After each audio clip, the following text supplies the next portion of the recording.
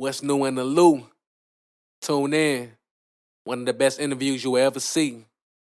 Straight up. Hey, I'm with Tishaura Jones today, the Mayor of St. Louis, Tishaura Jones. Hi, how are you? Oh, I'm doing all right. How you doing? Good. It's an honor just to be in your presence right now. Oh, thank you. You're welcome. The pleasure's mine. When you first heard that you was the Mayor of St. Louis, what was the first thing that went through your head? What was the first thought? Oh my God, I was so excited. I was sitting in a room with my dad, my campaign staff, my chief of staff, and one of my good friends, Yvette, was here from Ohio, and I was just amazed. I just couldn't stop smiling, couldn't stop cheering. It was amazing. What were you doing like at that exact moment? At that exact moment, we were sitting around a table pressing refresh on our phones, trying to get an update from the Board of Elections to see like what the final numbers were. Because we were tight. We were like 1,200 votes up, and but we knew that there were certain wards that hadn't come in yet, and so we're just kind of waiting with anticipation. Oh, okay. That's awesome right there. Well, one thing with the generation, my generation is, I'm 30 years old, but the generation that's under me, a lot of us don't go out and vote. Why is it important for people that's in my generation, or just people in peer position in general, to go out and vote? Well, voting is your voice, and elections 9 miles away have more of an impact on your day-to-day life than elections 900 miles away. I mean, although the presidency is important, but your local elected officials are much more important because they determine where money goes and how it gets spent. So North St. Louis looks like that intentionally because previous elected officials made intentional decisions not to spend money there and not to invest there. I'm different. I am going to invest in North St. Louis and parts of South St. Louis because we cannot expect this city or this region to thrive if we constantly ignore people and leave them behind. Right. So your vote is what determines how resources get spent in your community. And then one thing that a lot of people didn't really want to participate in, because I actually did this job, working for the census. How is it important that that people, fill out that information as far as with the census? Oh, that's even more important because that determines how your representation in Congress. So that determines how your congressional lines get drawn. Unfortunately, 10 years ago, we lost a congressional seat, and that's how the first congressional district got larger. And while we have a great Congresswoman and Congresswoman Cori Bush, my sister in government, we have to make sure that we continue to participate in the census, because if we lose another congressional seat, then Cori could be in danger in 10 years. So that also determines the resources that flow to your community through the federal government. So again, that's the other reason why we have to participate in our government in every way we can. What part of St. Louis did you grow up? I grew up in Walnut Park, Hamilton Heights, and Wells Goodfellow neighborhoods. That's where my family's from. Okay, compared to today's generation, what was the neighborhood like back then compared to now? Oh, wow. So when I was growing up in Walnut Park, I went to Herzog Elementary, and I used to walk to school every day with my girlfriends, and it was safe. I never feared for walking up the street to the Walnut Park Library to check out books, or to the corner store. And also, it was a different time. Nowadays, there are guns on our streets, and there are guns everywhere, and it's not as safe. We still live on the north side in the West End neighborhood. And there are times when I fear for my son's life. I'm a single mom. My son is 13, and when he was 9 years old, he was walking across the street to my dad's house, literally a block away, and someone tried to rob him and stick him up with a gun. And that's scary in such a small neighborhood. So, I think that, not only the proliferation of guns, but also poverty. We don't do a good job at providing opportunity for people to thrive in this city, for them to earn a living wage and take care of themselves and take care of their families. And those are the things that I'm trying to change. Now, it's interesting that you say that you grew up in Walnut Park. I'm from St. Louis County. Probably spent earlier, like my childhood time in Walnut Park. I got a lot of family from that area, but I grew up in St. Louis County. And you have a son. You say that y'all currently stay by Walnut Park. In the West, and we're in the West End, so close to like Wells Goodfellow. Okay. Yeah. How does your son deal with the pressure of having a mom as an elected official?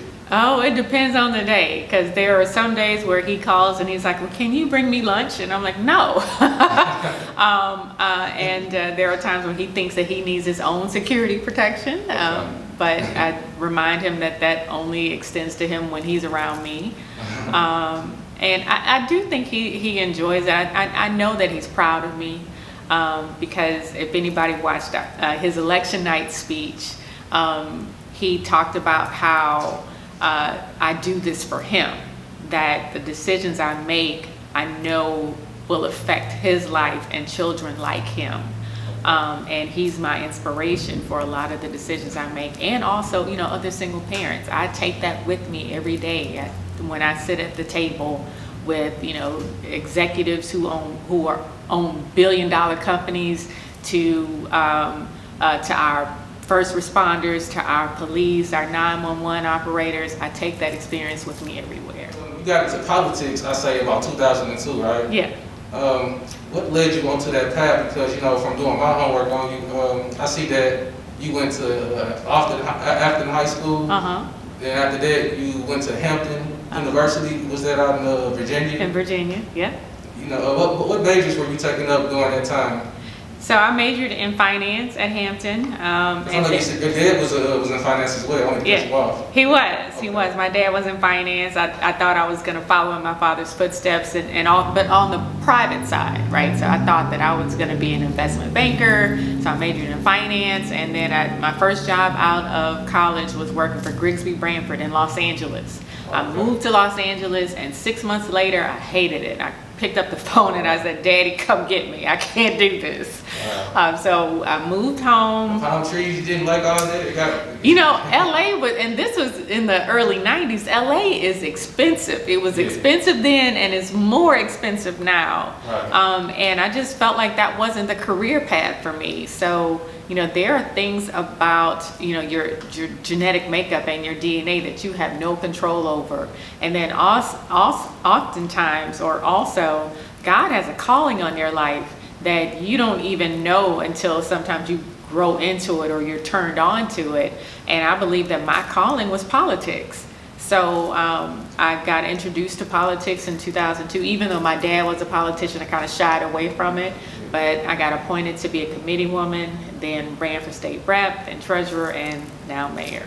And you was also, you took up nursing as well, didn't you? So no, I have a master's in health administration. So I worked in hospitals and health centers for about 10 years. Okay. Yeah. Well, how was that experience? Loved it. I mean, I'm a public servant at heart. So I love doing jobs that help people. So I look over my career, and most of my jobs were helping people either directly or indirectly. And so I worked at Cardinal Glennon Children's Hospitals and the Betty Jean Kirk People's Health Centers in management for over 10 years. Okay. And I read up that you began programs to help out the youth with financial literacy. I sure did. As treasurer, I started the Office of Financial Empowerment, which helps people make better choices with their money, because nothing changes your life more than God or love or a 100-point increase in your credit score. And I also started the College Kids Children's Savings Account program, which gives a $50 college savings account to every kindergarten student entering a public school in the city of St. Louis. And so far we have over 18,000 children with over $1.5 million saved for their future. We add to those accounts when they or their families do good things like match savings, parents' participation in financial education courses, or good attendance. And so we're so happy that our babies are back in school this year, so we can engage with them more with this program and help them earn money for post-secondary education. Because we find that children with $500 or less saved for college are 3 times more likely to complete college, or 4 times more likely to go to or graduate from college than students without savings. What's some things that we could do to help cut down the crime rate in St. Louis? Because it seems like it's just getting out of hand. You know, no matter how much great things that elected officials like yourself do, you know, something just doesn't seem to work. Well, it's going to take all of us working together. It's going to take all of us working together. There are some things that we're doing on the city side. We're trying to transform public safety and how we respond to 911 calls, because when people call, they call for help, and a lot of times we have to dispatch the right resource to the right call, and sometimes that could be a licensed clinical social worker or a mental or behavioral health professional or EMT, rather than always dispatching officers. So we're trying to do our part, but also we have to provide opportunities for people to choose another life other than choosing violence.